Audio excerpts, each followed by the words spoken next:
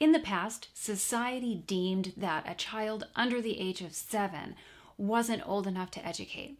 Now, we know better than that now. We understand that the child is born with all of these potentialities to develop and grow, and that there is very powerful learning that occurs. And in fact, the first 6 years of life are the most important for laying the foundations for future life and learning. The first plane of development is divided into 2 subplanes.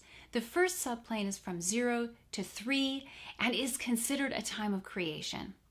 The second subplane is from the age of 3 to 6, and we would consider this a time of crystallization.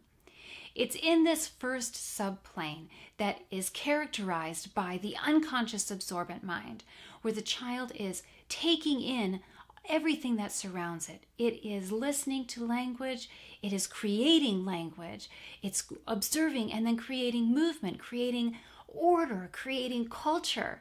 The ultimate goal here is independence. We also have sensitive periods that are providing laser focus to the development of the child. In the first 3 years of life, the brain is developing rapidly as the child is learning and creating language, forming bonds with caregivers, coordinating movement, and understanding the order of the environment around them. And at the same time, there is tremendous physical growth that is happening. You picture an infant and a 3-year-old, and what happens in between. It's almost in the blink of an eye. And parents say that all the time, that it felt like just yesterday they were infants. Now, because of this tremendous physical growth and the tremendous growth of the brain, we have a compromised immune system. And you'll find that a child from the age of 0 to 3 always seems to be sick.